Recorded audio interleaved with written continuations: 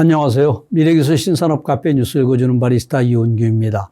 오늘은 주간브리핑 327호에 게재된 변화하는 배터리의 개발축, 피할 수 없는 리사이클 대응이라는 내용으로 니케이 오토모티브 3호로 55에서 59페이지에 게재된 특집 기사를 요약 번역하여 소개합니다. 미국과 일본, 유럽의 공장에서 리사이클 재료를 사용한 차량용 배터리를 양산한다는 방침을 본격적으로 검토하고 있는 곳이 차량용 배터리 대기업인 엠비전 AESC 그룹으로 2024년경부터 단계적으로 생산을 시작합니다. 파나소닉 에너지도 리사이클 재료를 사용한 배터리 양산을 추진하는 등 에너지 밀도 향상과 비용 절감을 추구해온 차량용 배터리에 새로운 경쟁축이 생겨나고 있습니다. 리사이클하기 쉬운 배터리 개발을 중시해 나가겠다고 하는 방향성의 변화에 대해 엠비전 그룹의 아카이시 부사장은 규제 대응과 자원의 확보, 폐 배터리 문제 등의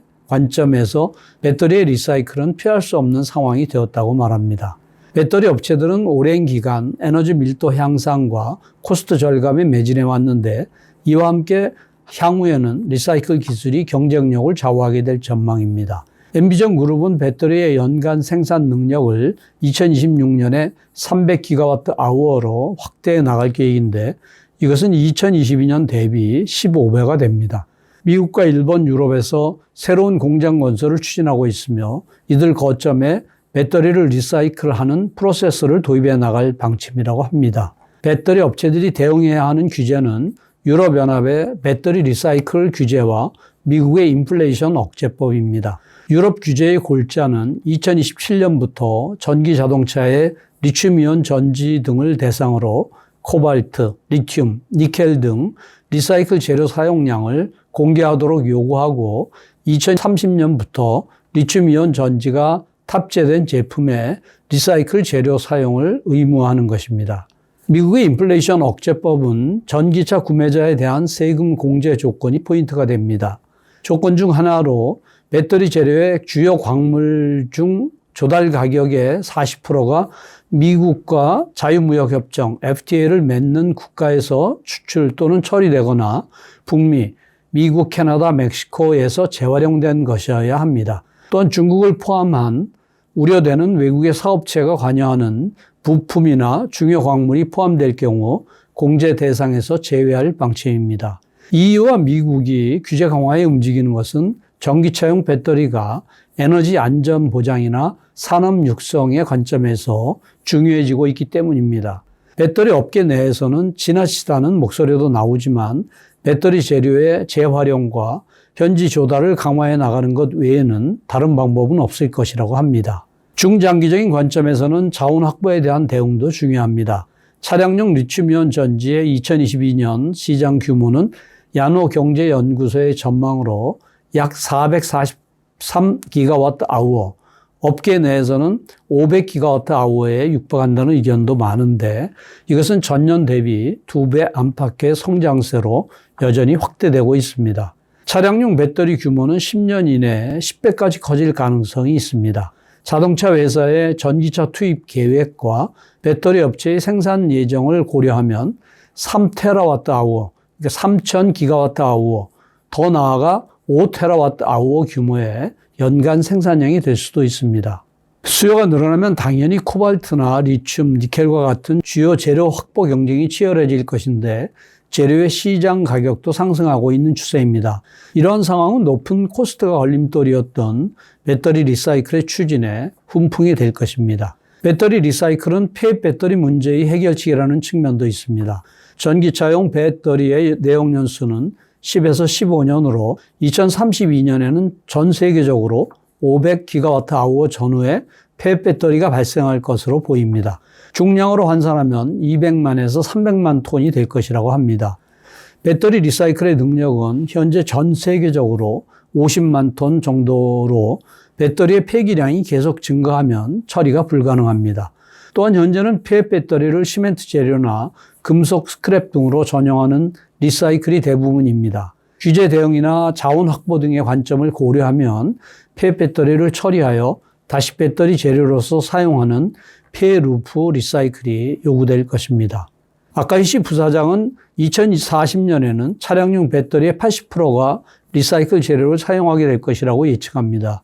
피해 루프를 확립하는 데 중요한 역할을 담당하는 것이 배터리 리사이클 기업, 리사이클러의 존재인데 테슬라의 전 CTO가 설립한 미국의 레드우드 머트리얼즈를 필두로 적극적인 투자를 표명하는 기업들이 늘고 있습니다. 하지만 일본을 중심으로 정말 수익을 낼 수 있을 것인가 라는 불안 때문에 관망을 하는 기업들도 적지 않습니다. 사업 전개를 주저하는 기업이 안고 있는 불안에 대해 아카이시 부사장은 모호함에서 온 것이라고 분석하는데 리사이클러에게 모호함이란 확보할 수 있는 폐배터리의 양입니다. 충분한 폐배터리를 확보하지 못하면 수익을 내기 어렵기 때문이죠. 리사이클의 원료가 되는 배터리에는 두 종류가 있습니다. 하나는 폐차 또는 배터리 교환에서 회수된 중고 배터리이고 다른 하나는 제조 시 요구된 품질을 충족하지 못해 출하할 수 없게 된 불량 배터리입니다. 전기차의 대수가 많아짐에 따라 전자의 규모가 늘어나고 있지만 회수량 변동과 품질의 편차가 과제입니다. 반면 후자는 중고 배터리만큼의 규모는 전망하기 어렵지만 안정적인 양과 품질을 유지하기 쉽습니다. 엠비전 그룹은 두 단계로 대응한다는 전략을 가지고 있습니다. 우선 불량 배터리로 재활용 기술 확립 및 리사이클러와의 관계 구축을 추진하고 이어서 중고 배터리의 대형 리사이클을 추진해 나간다는 전략입니다. 불량 배터리의 리사이클에 주력하는 것은 리사이클러의 불안을 해소하는 측면이 있는데 쉽게 양을 알 수 있는 불량 배터리라면 리사이클러가 우려하는 모함을 피할 수 있습니다. 배터리 생산량이 증가하면 불량 배터리만으로도 사업을 전개하는 데 충분한 규모를 확보할 수 있을 것이라고 합니다. 차량용 배터리는 일반적으로 생산량의 5 내지 10%가 불량 배터리라고 합니다. 불량률을 10%로 가정하면 엠비전 그룹이 2026년에 배터리 생산량 300GWh 규모를 예정하고 있어 30GWh가량의 불량 배터리가 발생한다는 계산이 나옵니다. 불량 배터리만으로도 엠비전 그룹의 2022년 연간 생산량인 20GWh가 넘게 됩니다. 불량 배터리로 폐 루프 리사이클을 하는 이점은 배터리 업체 측에도 있습니다. 전기차 전용 배터리에는 높은 에너지 밀도, 높은 내구성, 높은 안정성, 저비용, 급속 충전 등 5가지 성능이 요구되는데 품질이 나쁜 리사이클 재료를 사용하면 이 5가지 성능이 성립하지 않게 된다고 합니다. 단일 업체의 불량 배터리의 경우 사용 중인 재료를 모두 파악할 수 있습니다. 노후화에 의한 배터리 내부의 편차도 적어 중고 배터리에 비해 리사이클의 스타트 단계에서 취급하기가 매우 쉬워집니다. 엠비전 그룹은 재활용 배터리를 양산하는 초기 단계에서는 습식 정연으로 코발트나 리튬, 니켈, 망간 등을 회수할 계획입니다. 습식 정연은 배터리를 파쇄해 얻을 수 있는 전극 재료가 혼합된 덩어리나 가루에서 각종 원소를 추출하는 방법 중에 하나입니다. 엠비전 그룹은 우선 광산 유래의 신품 재료와 같은 수준의 코스트로 하는 것을 목표로 하고 있습니다. 엠비전 그룹은 이미 리사이클 재료를 사용한 3원계 리튬이온 전지를 시작했습니다. 양극재에서 차지하는 니켈의 비율이 80%로 높은 이른바 하이니켈 리튬이온 전지로 광산 유래의 신품 재료를 사용하는 배터리와 같은 수준의 성능을 실현했다고 합니다. 한층 더 코스트를 저감하기 위해 엠비전 그룹은 다이렉트 리사이클에 관한 기술 개발도 추진하고 있습니다. 배터리 셀을 구성하는 부자재를 가능한 한 손상시키지 않으며 에너지도 가능한 한 사용하지 않고 추출하여 각각을 재이용하는 것을 목표로 합니다. 리튬이온 전지의 코스트 관점에서는 인산철 리튬, LFP계 배터리와의 비교도 중요합니다.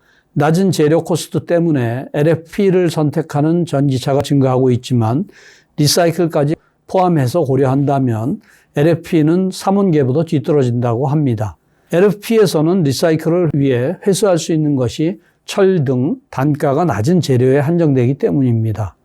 3원계를 축으로 가속화하고 있는 차량용 배터리의 폐루프 리사이클에 대해 엠비전 그룹은 리사이클러 및 제료업체 등과의 파트너십 구축을 위한 마지막 단계를 맞이하고 있다고 합니다. 경쟁 업체들도 실용화를 서두르고 있는데 예를 들면 파나소닉 에너지는 미국에서 리사이클 재료를 사용한 차량용 배터리를 2024년부터 양산할 예정입니다. 파나소닉 에너지의 미국 공장에서 나오는 폐자재를 이용하여 레드우드가 구리박과 양극재 리사이클 제품을 제조합니다. 리사이클한 구리박을 사용한 배터리는 2024년에 생산하고 2025년에는 양극재에도 리사이클 제품을 채택해 나갈 계획입니다. 이 밖에도 수거한 가전을 재이용하여 차량용 배터리로 가공하는 것도 검토 중이라고 합니다. 이상으로 유학서견을 마치며 보다 상세한 내용은 센터 홈페이지 hjti.snu.ac.kr에 미래기술 신산업 코너를 참고해 주시기 바랍니다. 다음 주에는 CES, 특정 물건에서 탈피, 생활을 풍요롭게 하거나 사회 과제를 해결하는 테크놀로지라는 내용을 소개하겠습니다. 감사합니다.